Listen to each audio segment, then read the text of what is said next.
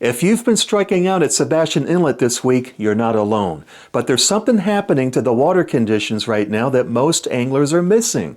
And I'll explain all that and what it means for fishing coming up. This is the Sebastian Inlet Fishing Report for July 24th, 2025. Overall, fishing has been slow again this week at Sebastian Inlet, mainly due to afternoon thunderstorms which happen commonly this time of year. Earlier this week, I noticed bait fish at the North Jetty, but the bite remained slow. The water was tan and stained from the rain runoff from the St. Sebastian River and the C-54 Canal, which further impacted fishing. While I was at the South Jetty, there was one angler that spotted a snook in the water. But even with the live shrimp, the fish weren't biting. This could be due to the water clarity and temperature. Local fishing expert Wayne Landry, also known as the Snook Man, reported that the fishing was slow at Sebastian Inlet. He noted that the water temperature was in the low to mid 70s, and the water had an unusual clear green color, possibly indicating the presence of some green algae. However, he predicted that it would clear up within a week.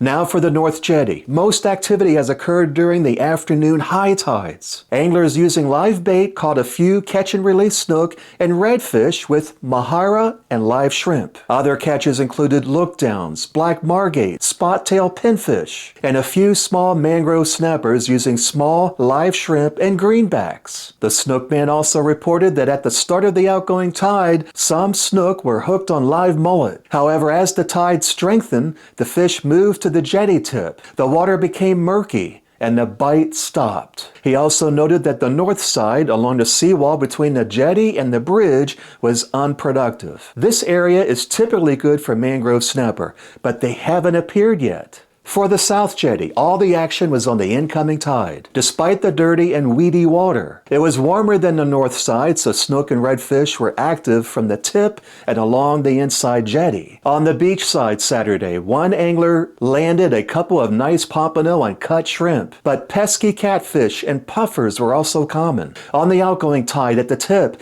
it was mostly just catfish and puffers. The water was too bad for anything else. Now for the T-Dock area. Water here was a bit cleaner on both tides while I was there, with small greenies around the pier drawing in fish. Live greenies caught small mangrove snapper around the pylons, Spanish mackerel farther out, and some small bluefish, which are still lingering due to the cooler water temps. On the incoming tide near the cleaning table, a few catch and release snook was taken on live mullet, croakers, and shrimp.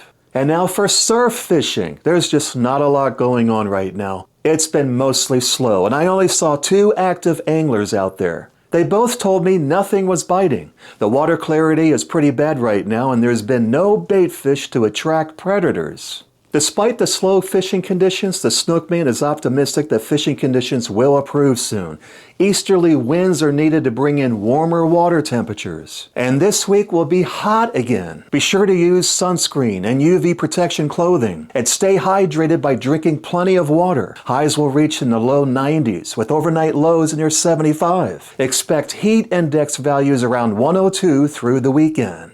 Make sure to subscribe to the channel if you haven't done so already to receive these updates, and hit that notification bell so you never miss a report. Got questions about tackle or techniques? Drop me a comment below and I'll try to answer it on the next video.